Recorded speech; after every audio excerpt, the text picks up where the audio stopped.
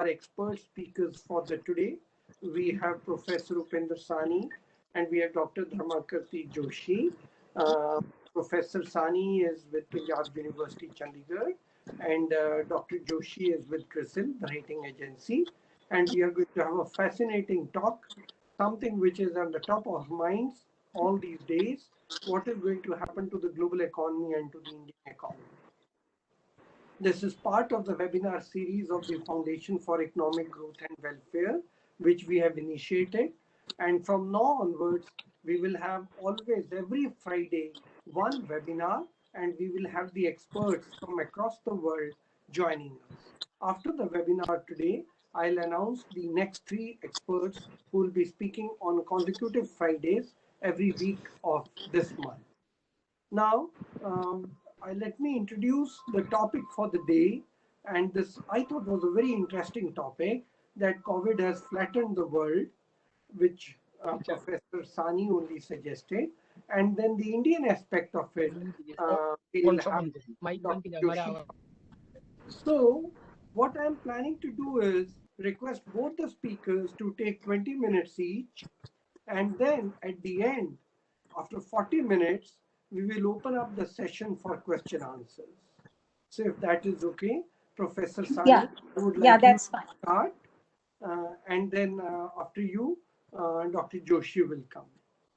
So over to you, Professor Sani. Thank you, Dr. Singh. I must first of all thank Dr. Arvind Virmani and you for inviting us for this webinar today. As we all are aware that there is a lot of information in the public domain regarding COVID-19 and its aftermath. And that information has been put up by the international institutions, think tanks, medical fraternity, economists, and a lot has also been put forward by the media. But the pandemic of this magnitude and scale as COVID-19 leaves several questions unanswered even 9 months after its occurrence.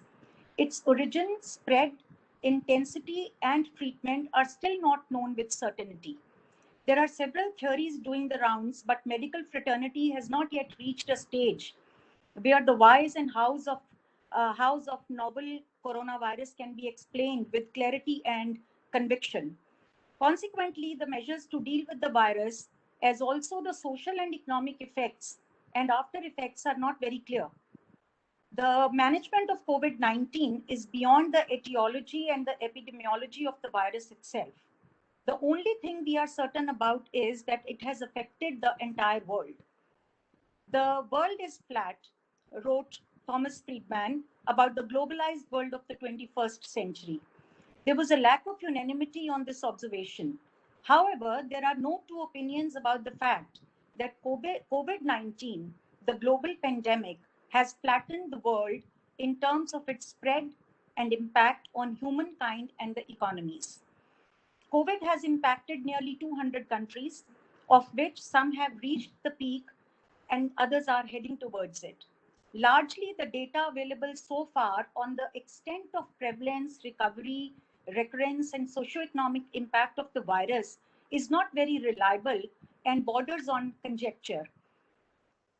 The global divides like north, south, rich, poor, developed, developing, etc. seem to have completely disappeared insofar as prevalence of novel coronavirus is concerned. It forced all economies to go in for a complete lockdown, which helped contain the virus and save lives. All countries, including the developed ones, were caught unawares.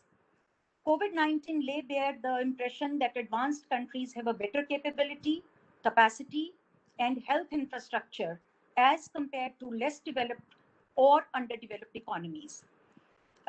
This pandemic has brought to fore the unpreparedness of the governments the world over to deal with the calamity of this proportion.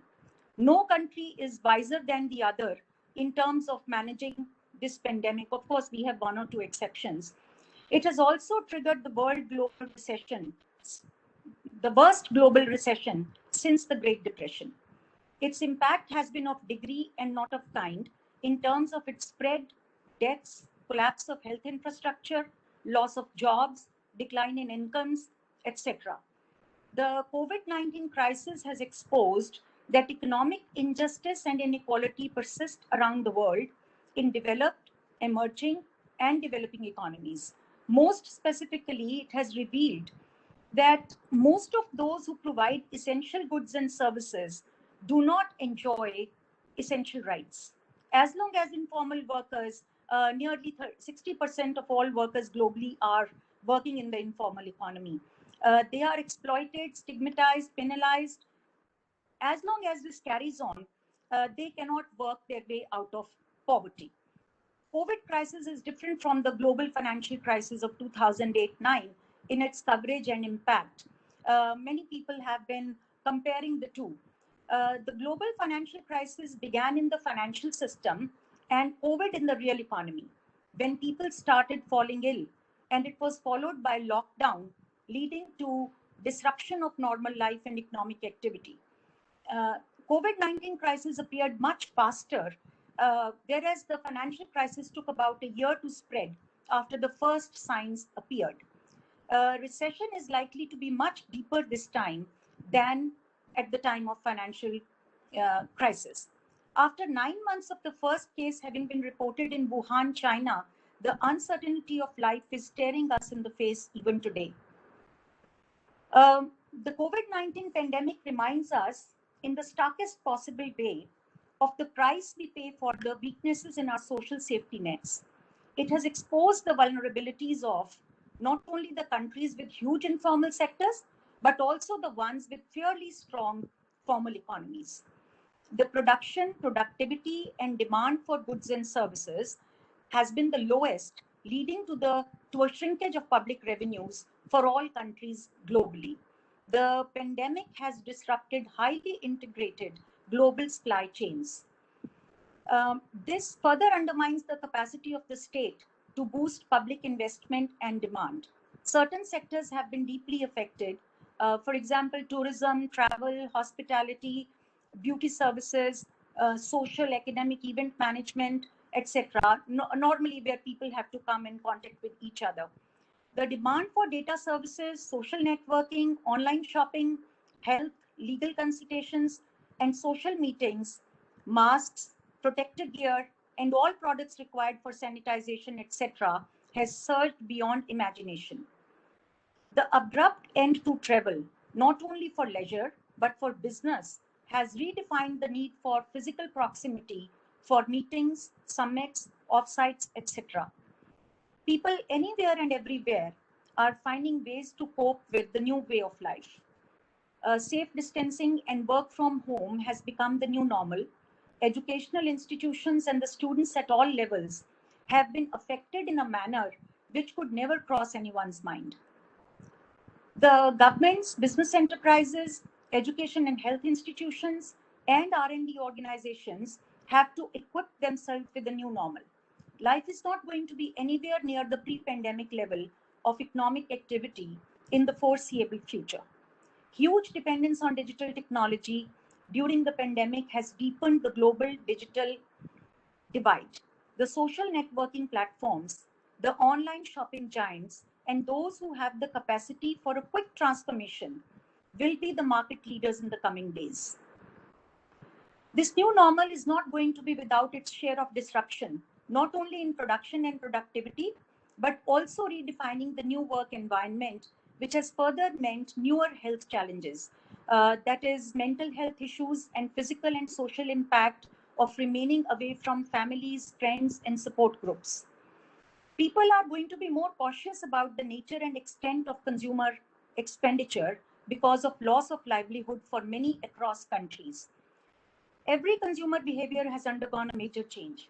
Corporates have to gear up for new products and services. In so much as COVID has flattened the world in terms of its spread, yet economies are becoming more and more inward looking. It is the exact antithesis of a globalized world. The countries are going to be more self centric than any time in the last 3 decades. The mutual dependence will dwindle. World trade fell sharply in the first half of the year as the COVID-19 pandemic upended the global economy. Disruptions to global value chains can amplify the shocks of the pandemic on trade, production, and financial markets. The colossal derailment of public finances in most countries of the world is not going to be restored at pre-pandemic level very soon. Countries with high inflation will not be able to rely on deficit financing to bridge the deficits. The consequent reduction in public spending will further exacerbate the economic contraction. Many countries are easing the lockdown restrictions, even though the pandemic is peaking in several others. The recovery after the lockdown is likely to be very uncertain and uneven, especially as there is no medical solution to the problem as yet. As per the IMF, the cumulative loss to the global economy over the 2 years, 2020 and 21, could be over $12 trillion from the crisis. This forecast is fraught with a lot of uncertainty as the pandemic is not yet over. There is a chance of its recurrence during winter. So there are a lot many challenges which we have to face during this period and in the post-COVID era. There will be a major structural change in economies of all countries. The new normal of work from home is likely to stay for many industries, notably the tech companies. This will have a chain reaction and impact on many services and industries linked with the full office operations of these organizations, notably real estate, catering, commuting, housekeeping, etc., leading to further shrinkage in jobs. Interruptions in schooling and primary healthcare accesses are likely to have lasting impact on human capital development. And this is a really scary thing. The crisis has exposed the extreme vulnerability of the informal workers who account for a very large workforce in developing countries. They have been impacted disproportionately by the pandemic and non-availability of work after the lockdown. The income inequalities within and between nations will further get accentuated once the things normalize. Even though the World Bank and other international institutions have provided a lot of financial resources to several countries, nearly 10 times more than during the global recession, yet most of the assistance has not reached the informal workers. Of course, there's a lot of research that will be going into this aspect, and we will have better estimates as we go forward. But as of now, it has catered mainly to the formal economy and existing beneficiaries. The schemes and packages offered by global institutions and governments have been inaccessible to the small and informal businesses, low-income households, especially in developing economies. The reskilling of labor force to work in an era of physical safe distancing cannot be undermined. Emphasis on automation and digitization is the need of the hour. This has widened the already existing inequality in accessing these services, and this is going to exacerbate it further. Many parts of Asia, Sub-Saharan Africa, and some parts of South America are likely to be worse off than before the pandemic in terms of access to livelihoods, health, and education, etc. This divide will be felt within and amongst the nation for several years to come. The global economy is vulnerable more than any time in the recent memory. Global GDP may contract, this is a UN estimate, by 4.5 to 5.2%. Contraction of trade, capital, and remittance flows will further accentuate the problem. Globalization was the great driver of growth in incomes in many countries of Asia, but protectionism will limit its capacity to reduce the wide disparities in incomes between the rich and the poor in the post-pandemic world. Gender gap is likely to widen in terms of job availability and job losses. Women are more likely to lose jobs to take care of children who require looking after during the pandemic as schools are closed. Lesser job availability will lead to men being preferred and women being driven out of the workforce. The race for developing the COVID vaccine is on. Access to the vaccine, once it is developed, will determine the scale and speed of recovery from the pandemic. This is likely to differ across rich and poor countries, further accentuating inequality. The WHO has actually warned of vaccine nationalism, where the distribution of vaccines is mostly given to citizens of rich countries which are pouring billions of dollars into this research. Within the countries also, there is likely to be an unequal access to begin with. The vaccine may not only be unavailable, but also unaffordable by a vast majority of population till its availability is institutionalized and there is universal marketing. The pandemic has exposed the fragilities within and between nations, even for shared threats. There couldn't have been a more shared threat than this pandemic. So one could just think about certain policy options and responses which have already been put in place by several nations. Some of those are successful and others are not. But then as the time unfolds in future, we are going to find many more such options and responses. All countries of the world will have a severe economic impact of the pandemic, not only while it lasts, but several years after, as already observed.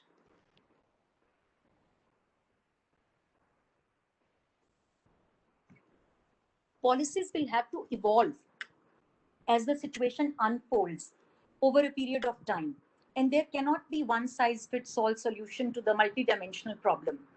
There's a need for public health measures together with economic and social support to households and enterprises. The novel character of coronavirus means that policy responses for the same are not only unknown, but extremely uncertain in terms of their outcomes. Many policies are already being tried by several countries. The policy response has to be initiated by the global institutions by issuing guidelines for inclusive economic, social, and health management, and also restoring the global supply chains. The less developed countries will need concessional financial support, much more in the coming days than has already been given. Fiscal management aimed at increased public spending for health, social protection, and livelihood support for vulnerable sections of the society is required. Tax,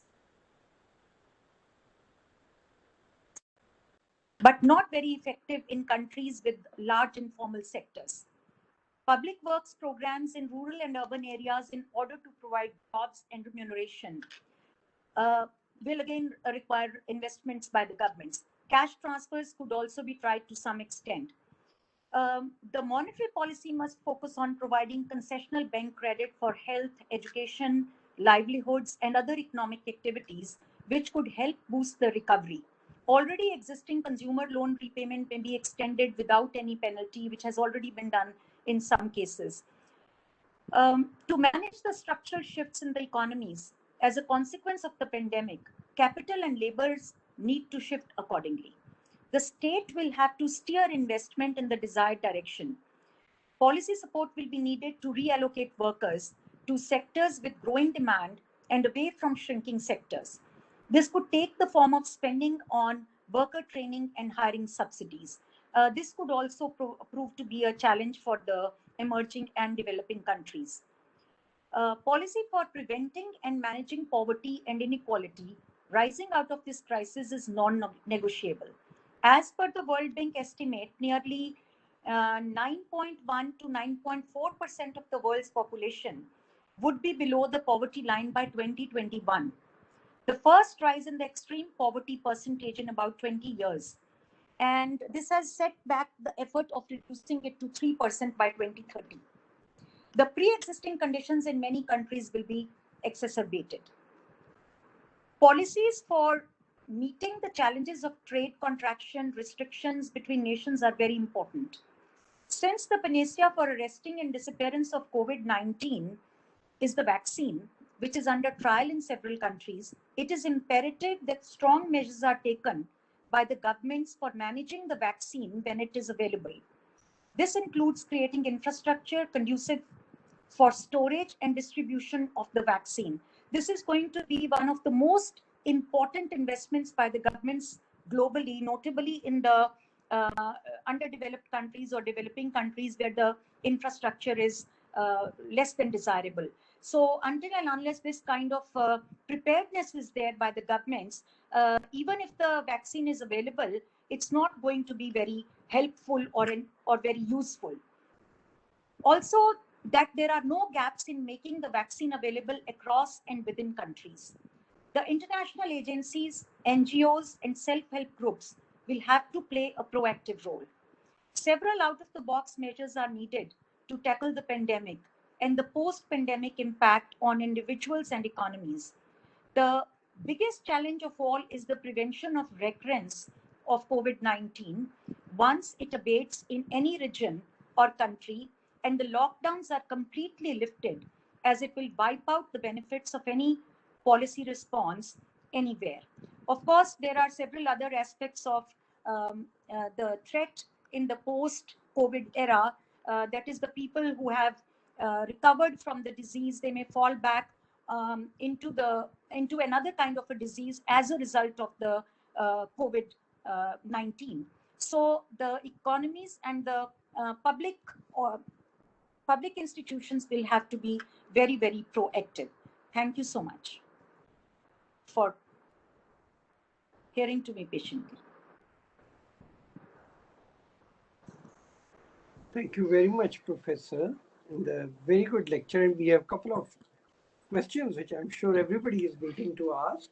But let's first go to Dr. Joshi, and then we will come back for the question answer session. Sure. Joshi, please.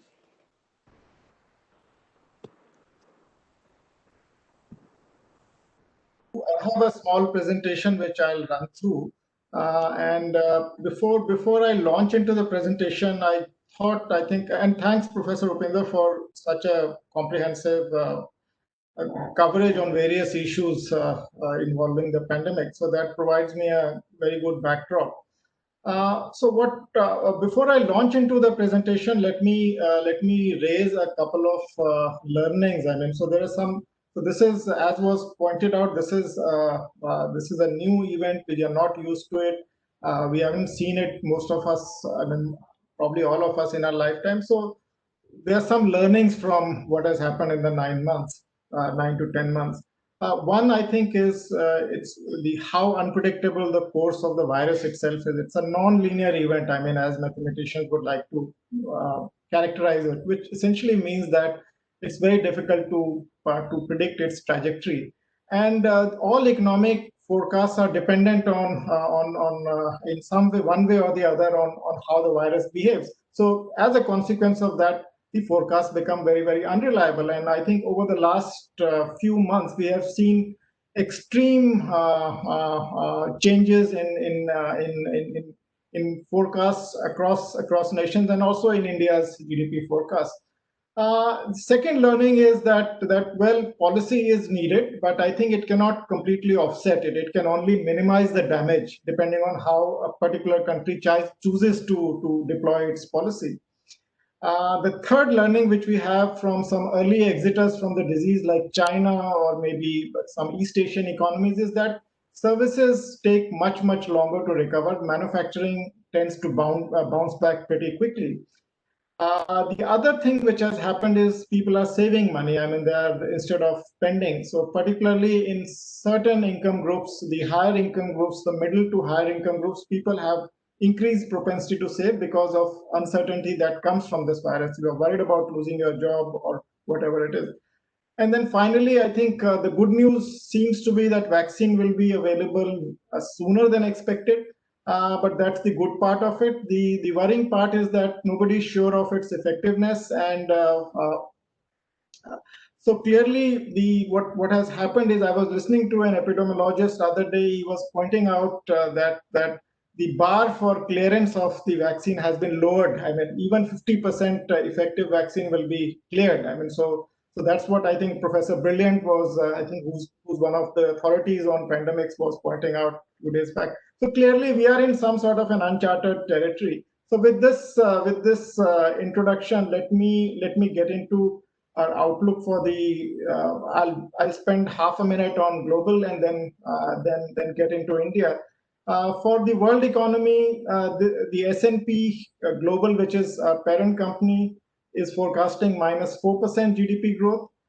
US at -4%, Eurozone is contracting at 7.4%. Japan anyway doesn't grow, is going to degrow by 5.4%. China seems to be the only country where I think a positive growth, a large country with positive growth rate.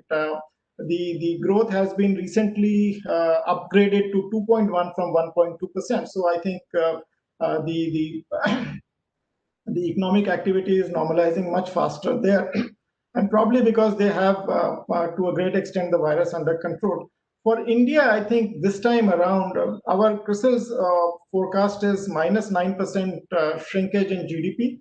Now, one factor, I think one point I wanted to make was that typically India grows about 300 basis points faster than the world GDP.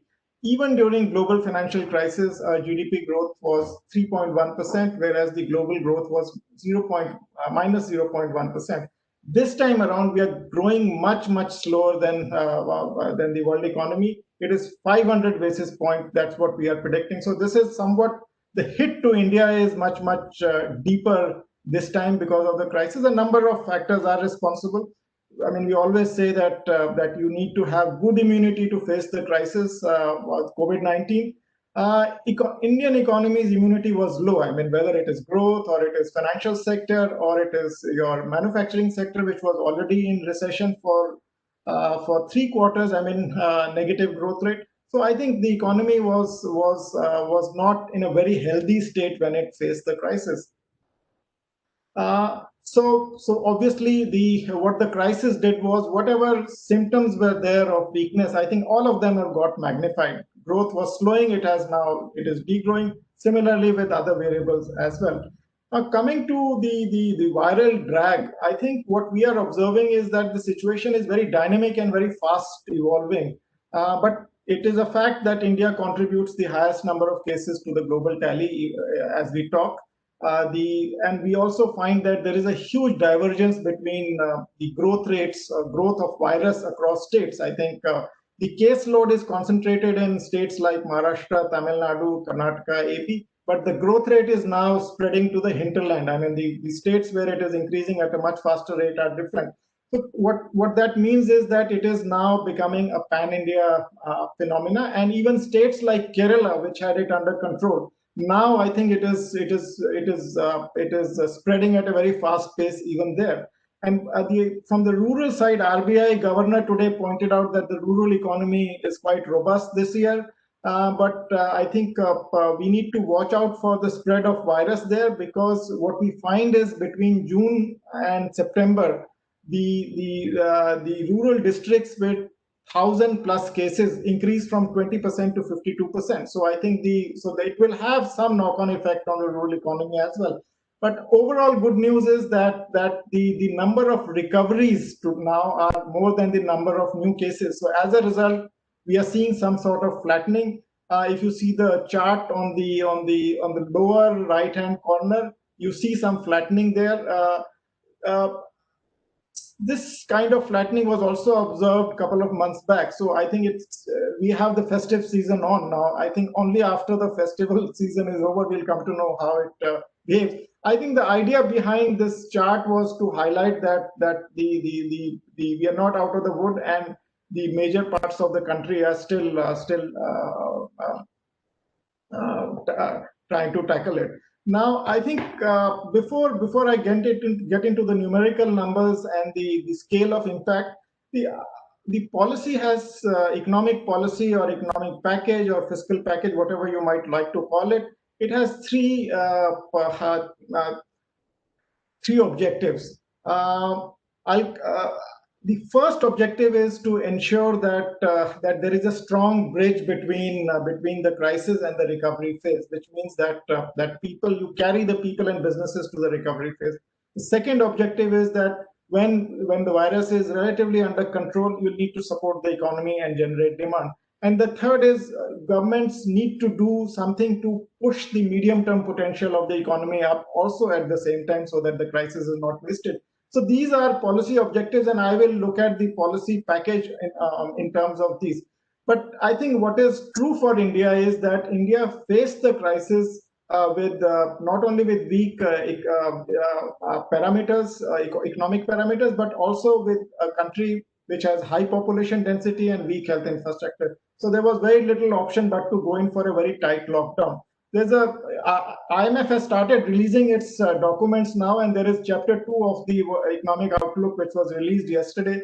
That has a very interesting finding. I mean, that says that countries which went into stringent lockdowns actually might come out much stronger. I mean, so there's some, this needs to be tested further, but the initial finding is that, so which in a way would tend to justify India's stance in going for a very, very tight lockdown to begin with. But I think we all know that within a month it became clear that that you will need to either support the economy, the individuals, the vulnerable businesses with fiscal package, or you will have to open the economy, and the latter became more important. Livelihood issue became much more important, and we have seen the economy open up despite the fact that the virus load is continuing to increase.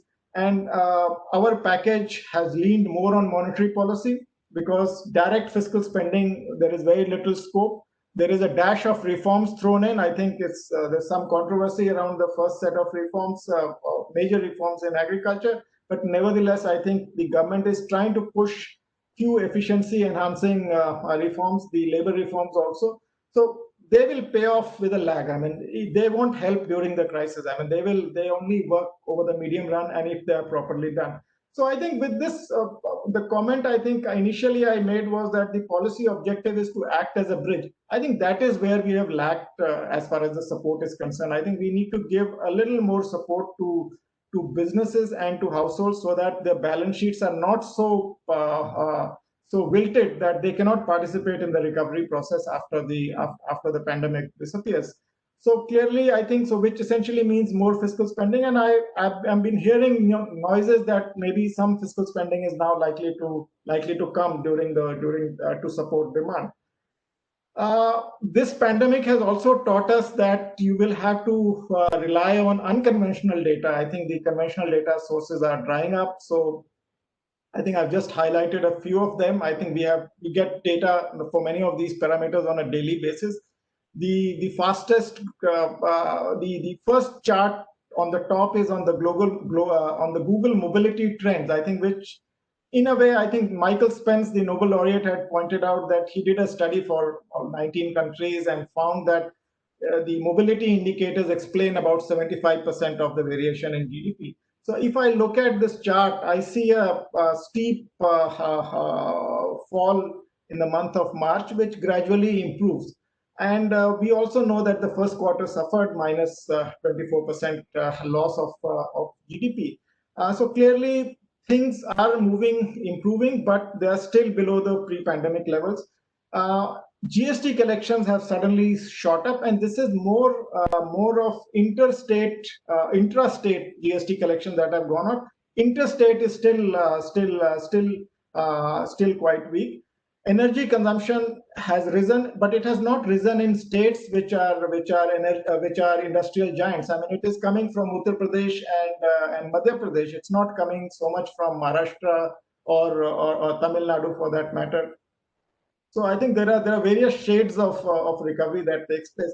So what we do in CRISIL is we try to map the GDP data. I think, let me see if I can. Yeah, sorry, I should have blown it up earlier, but nevertheless. So what we have done is we've taken industry, service, and services sector, and what we have tried to correlate the monthly high-frequency data on a quarterly basis with that. And you can very clearly, I think this chart shows that as you move from left to right, the number of greens start disappearing from 2019 onwards. And just before the crisis, we're seeing yellows and reds in lighter shades. But the moment crisis hit us in the first quarter of 21, everything, and almost every indicator, whether conventional or unconventional, turned negative. Now that has become less negative in the month of July, even less negative in the month of August, and much better than August in the month of September. So I think on this basis, we assess that the second quarter will also see a contraction because we are still not normal, but the contraction will be much lower than the first quarter. And so our projection is 10 to 12% decline in GDP in the second quarter as well. So I will not go into the indicators, but this was just to highlight how the economy moved from the green to the deep red. It was already moving towards red, but then I think there was a sudden stop. The economy came to a halt, I think, in the first month of the first quarter, and then was gradually opened up, but the hit is very, very deep. Now, I think what also I want to highlight is in the next one. Yeah, I think this is a chart showing that manufacturing tends to recover much faster than services, which is because services have more face-to-face and physical contact. Now, I think the other thing which I want to highlight is I think we always kind of compare the crisis with global financial crisis. But I think this chart is illustrative because there's a lot of noise around V-shaped recovery, L-shaped recovery, WK. I don't know. I think the alphabets are getting exhausted. I think the way we understand the shape of the recovery is whether you recover the GDP that you lost in a particular year or not. And now the first chart is on the global financial crisis. This is GDP, which has been real GDP, which has been indexed to 100 in the y-axis, and x-axis are giving you the years. So if the global financial crisis of 2008 had not taken place, we probably would have grown at this black line. This is the size, this is the GDP volume. I mean, this is the path that it would have followed. Because of the crisis, we fell. GDP growth fell to 3.1%. So you moved away from the path, right? But because of the stimulus, monetary and fiscal was very, very strong, maybe too stronger than required, you actually caught up with the trend level of GDP in FY11 because economy grew at 8.2% for the next 2 years. Now look at what's happening this time around, which is the chart in the middle. Economy, if it were 100 in FY 19-20, which is the last fiscal year, this is going to be, according to our forecast, is going to be 91, which is it has fallen by 9%. Even if you grow at 10% next year, the size of the GDP in FY 21-22 will be just equal to the size of GDP in FY 19-20. So you've already lost. So even a fast recovery is not going to help because you have gone so deep. And even if you grow at 6.2% in the next 2 years, which is much more than what World Bank is saying. World Bank is saying 5.2 or 5.3% growth trajectory. You will not be able to bridge the gap with the trend level of GDP, which is shown in the black line. So I think this becomes the permanent loss of GDP.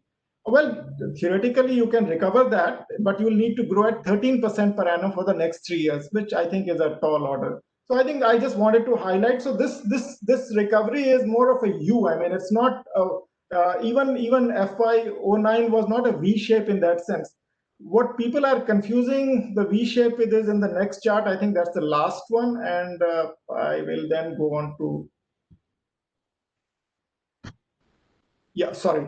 So if you see this chart which plots the growth rates, I was plotting the GDP in the previous chart. What you will see is that GDP is falling to 9% and then growing at 10%. Looks like a V, but this is not what a V-shaped recovery is. I mean, I showed you that even with this, you are not going to be crossing the level of 2019-20 in 21-22. So there is a huge loss of GDP, and this is the trajectory we visualize for the economy at this juncture. As I said earlier, forecasts are very unreliable, but this is the business we are in, so we'll need to keep doing it.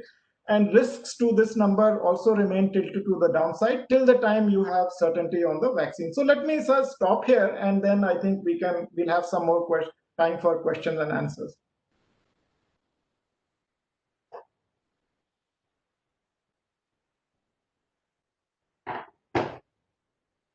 Thank you, both of you. You've given us a very good picture. So I would open the floor for question answers now.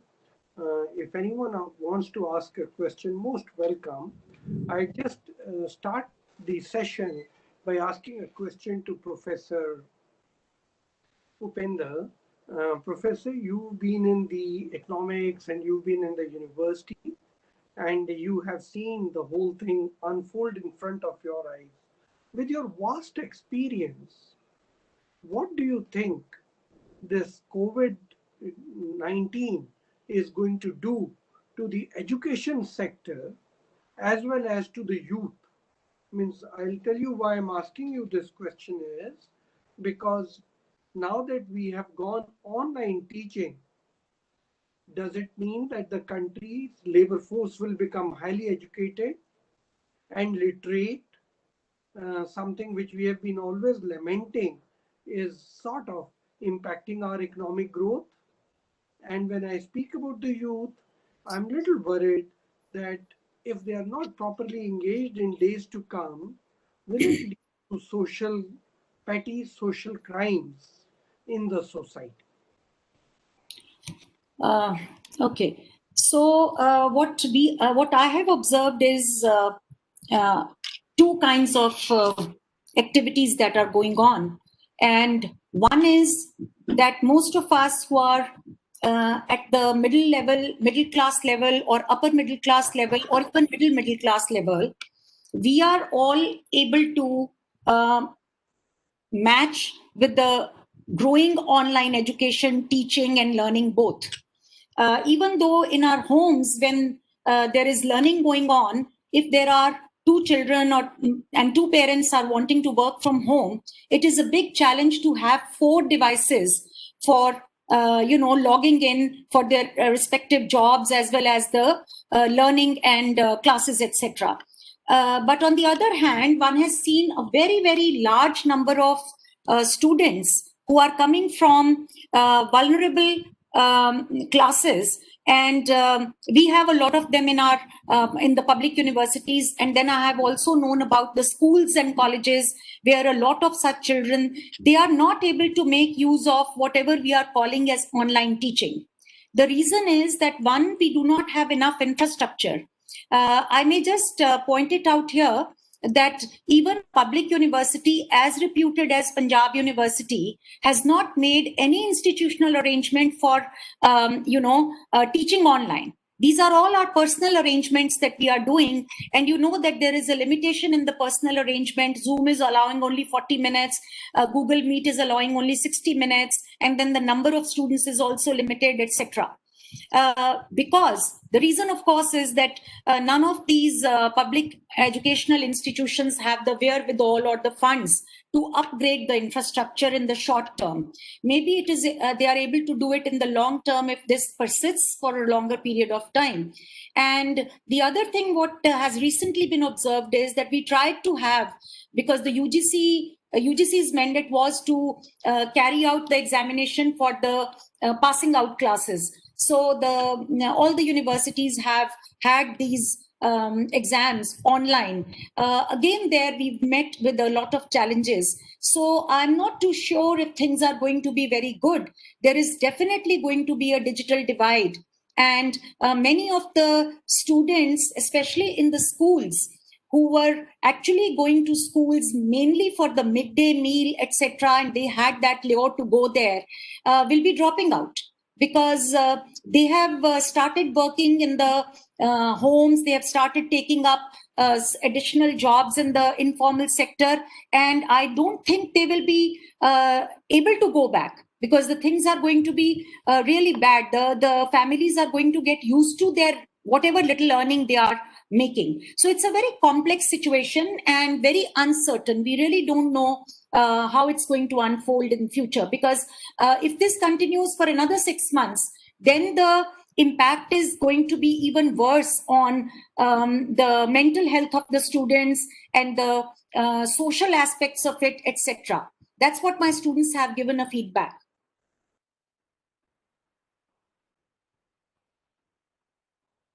To request the audience, they can raise hands. There is a provision under the package that you can raise hands, and then we can come back to you for questions. There's another question which has come on my cell phone, and this is for you, Dr. Joshi. The question is a very simple one, basically saying that yes, there is some setback to growth in our country, but given our demographic and given that once the pandemic is over, will we not be able to recover the growth during the next few months or even if the next 1 year? So you have shown that there has been a permanent loss of growth. So the question that is coming up on my cell phone is that can we not recover it? Given that we haven't lost much on capital, there's been nothing lost in terms of floods or something like that or earthquake. What has happened is that the pandemic came and we could not go and work, and therefore there has been some shortage of work. How would you react to this question? Well, I think as far as the growth is concerned, I think we can recover the growth rate. So, I mean, I don't have any problem, I think, with the growth rate recovery. The problem is that sufficient to make up for the lost GDP in this year? I think the point is you can't, if you want to make up for that, you need to grow at 13% per annum for the next 3 years. And that is a very, very unlikely situation. And so the point I'm trying to make is that whether it is demographics, I think demographics will only work to your advantage. I think if your people are employable, I mean, in the current state, it doesn't work that way. I think, and with the intangible sector or technology sector becoming more relevant, I mean, if you believe what people are saying, I mean that some things are going to change forever. You'll need even more educated people. I mean, who are more nimble in their employability. I think, and so that is the demographic part. The second point I want to make is that you look at the investment to GDP ratio. We used to have it at 36, 37%. It has been falling and it was below 30% of GDP before the pandemic. And now I think it's going to fall even more. So investment over a period of time means loss of productive capacity. Unless you can become so efficient that with the same amount of investment, you can grow much faster, which I don't see happening immediately. It takes time for efficiencies to kick in. So clearly, I think there is a loss of potential of the economy as well as there is loss of GDP. We will recover the growth rate. We may start growing at 6.5%, but that doesn't mean that we'll recover the GDP that we have lost in this year because you need to grow much faster to make up for all the losses. If I may just add a line here, Dr. Charan Singh, I may just say that if we are talking about floods or earthquakes, etc., those are some of the problems which are now already known to us, and the governments and the people know how to deal with that. But this is something which has happened all of a sudden, and most people globally are really having a challenge to deal with it in one way or another. And sir, one more point, the productive capacity of the economy is also getting lost because many of the small and medium enterprises disappear forever. I mean, you're losing productive capacity. How will you recover it so quickly? I mean, so there are many issues, I mean, and we need to closely watch them. And this is not only for India, for the rest of the world as well. The rest of the world. Getting questions on my cell phone also, but here is I would request Mr. Arvind Mohan, if you want to ask your question or make an observation, you are welcome to do it directly. And okay. Which has come on my cell. Dr. Charan Singh, may I ask something to Dr. Joshi? Yeah, sure. Go ahead. Yeah. Professor Joshi, it was a very interesting presentation of yours. One thing which has been there in my mind, probably you can give me a clue to that. We have seen that initially, now you are saying that it's moving to the hinterlands also, but initially we found that the more advanced states like Karnataka, I mean the Maharashtra, Tamil Nadu, Karnataka, and the national capital territory, these were more adversely affected by the pandemic. Do you see any relation with the economic level of economic development and the pandemic infection, or is it just merely coincidental?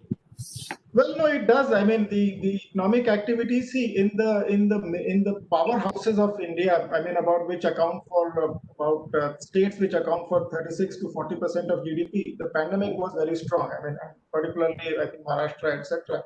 Now there is a relationship between pandemic and economic activity. I think we haven't done it at the state level because we don't have the data, but the IMF, I think it was IMF or World Bank, either of them in the last 2-3 days have come out with a scatter plot, which shows that there is a direct correlation between pandemic and the level of economic activity. So I think I would. Clear as yet, right? Sorry? The reasons, The reason is that, sir, reason is that the only medicine we have is social distancing and lockdowns.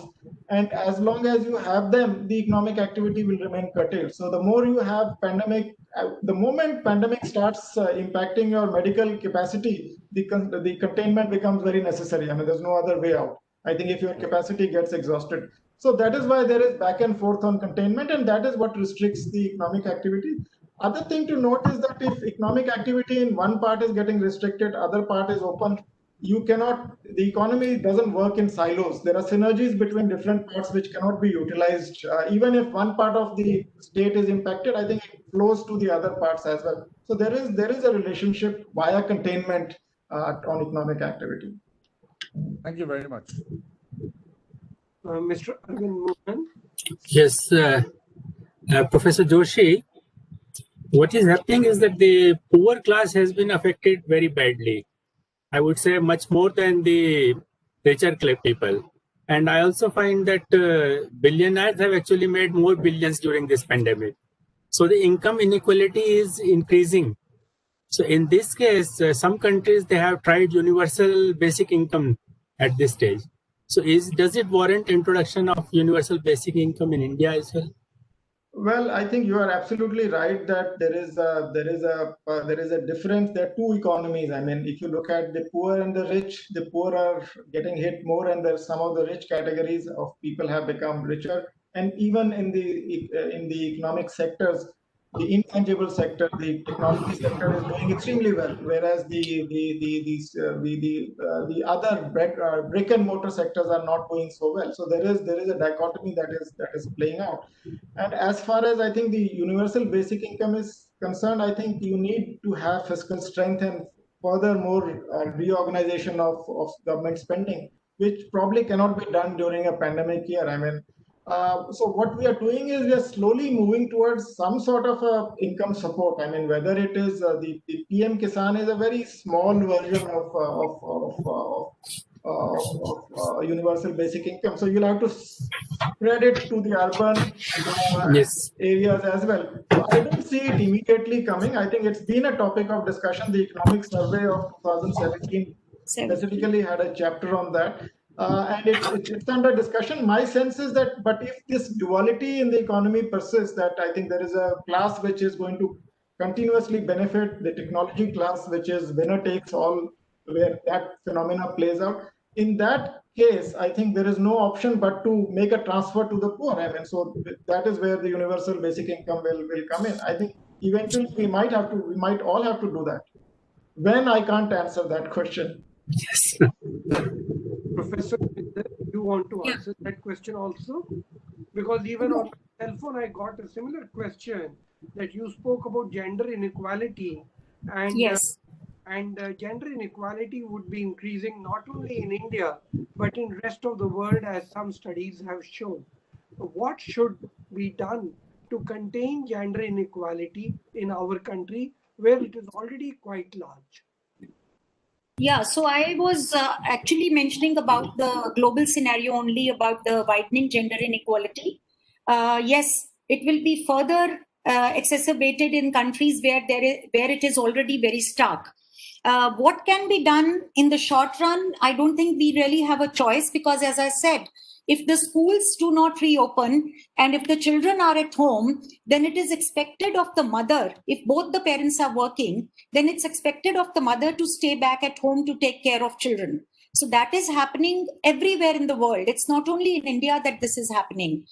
So this is one way that the women will be losing out on their jobs. The other is that when there is a shrinkage of job availability, then it is again within a household, if two people are going to look for a job, then it's always that the husband will look for a job, or a son will look for a job, or a male will be looking for a job, and the female will only look for it if there are so many more jobs that everybody can have them. So what to do about it? You know, it is all interconnected. It is only going to happen, things are only going to change in the positive direction for women after everything settles down. Because right now everything is so uncertain and so fluid that the governments also are not aware. And moreover, no government is focusing right now on the gender part of providing jobs. They are going to focus on providing jobs in some parts of the world and may not be in others, but nobody is right now looking at the gender aspect of it. But yes, this is a very real situation. There's a question, there are a couple of questions on my cell phone. I think we are going to run out of time. But Mr. Tripathi, can you please ask your question? My question is to Mr. Joshi. Am I audible, sir?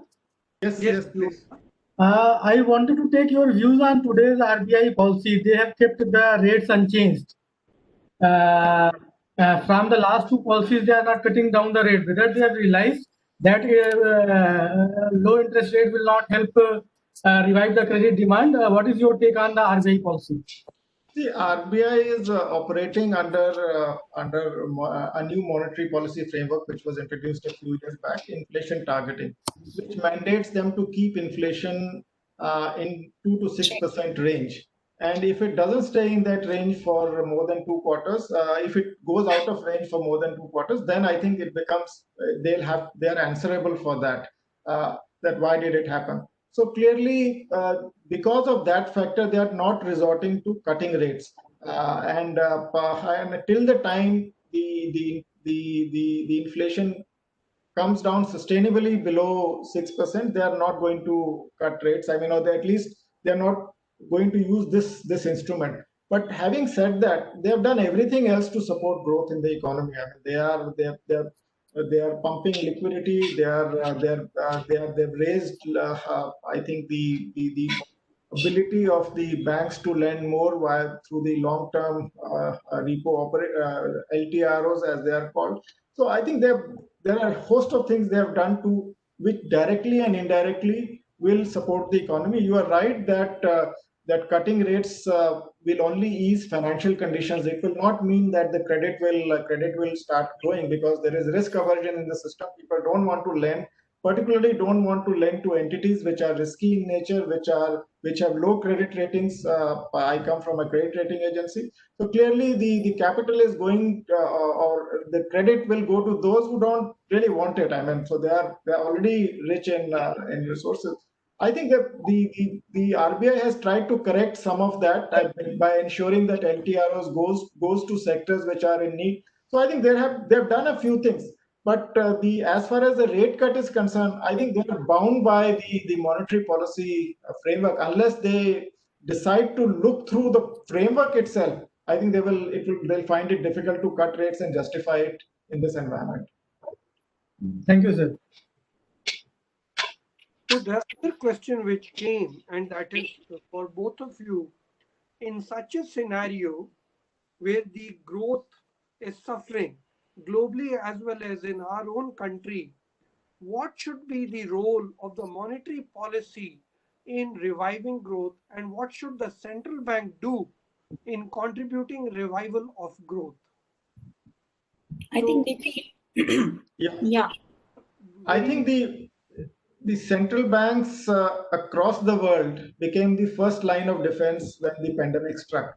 I think if I take you to the narrative before the pandemic, people were saying there is no ability. If another crisis strikes, the central bank interest rates in advanced countries are already close to zero. We don't have any ammunition left. But I think this crisis has again proven that through innovation and through other things, you have a lot of ammunition left. So central banks are doing two things. I mean, one, they are trying to ensure that there is ample liquidity in the system, what we call financial conditions. I mean, which is that the credit is available. At least there may be no taker for it for that different reason, for a different reason. But I think they are trying to ensure that. They are also trying to ensure, I think, which is the biggest job they are doing right now, is that the central bank, the fiscal authorities who are borrowing left, right, and center across the world, they are getting money at cheaper rate, which is keeping interest rates low. I mean, so that many believe will because the dynamics of the debt is also influenced by at what rate it is contracted. So clearly, this is a responsibility of right now of all the central banks, because governments will run out of fiscal space soon. I mean, they already, the debt is shooting through the roof, I mean, even in rich countries. So the central bank will ensure that interest rates in the system remain low for the government and also for the public. And if I take 1 minute to give you the example of the US Fed, they have said that they are going to maintain interest rates close to zero for up to 2023. I mean, so even if inflation goes up.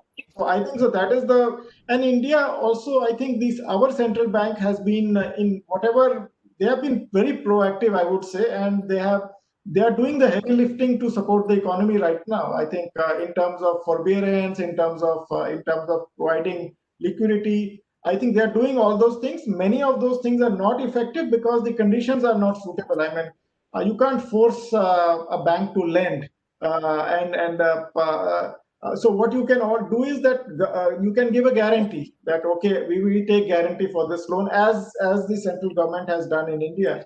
So RBI will give the loan, but there's a guarantee for that. So the risk is not entirely on the bank. Otherwise, they will not lend to MSMEs at this juncture.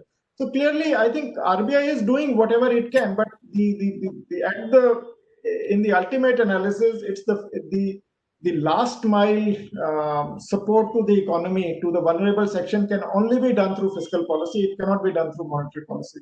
And I think that is where, as I said in the beginning, we are lacking. I mean, the bridge to recovery is a little weak. I mean, the government will have to step in with more fiscal support. You can't reach out to the vulnerable section through monetary policy. Many people in India don't even go to the banks. I mean, even though, I mean, now the accounts have been, the loan accounts are still very few. I mean, so monetary policy cannot be that effective for the vulnerable section, particularly. Sorry, I think it's a long-winded answer.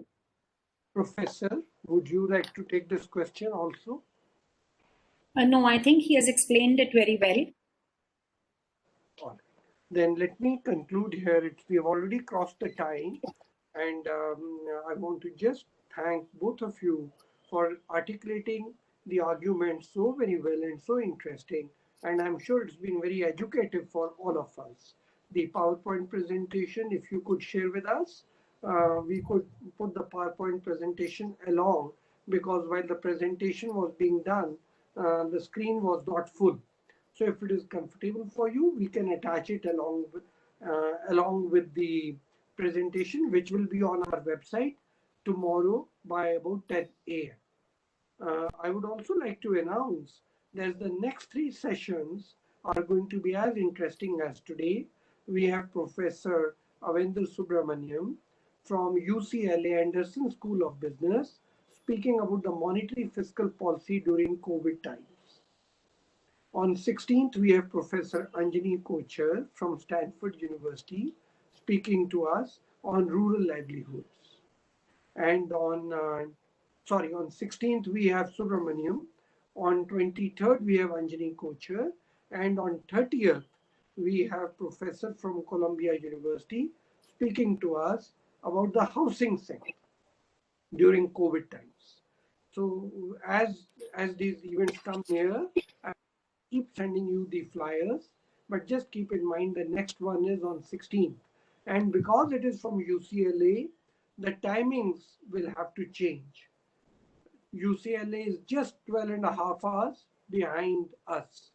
So at 5:30 to 6:30 is going to be impossible for any professor, Indian or foreigner, to take a class.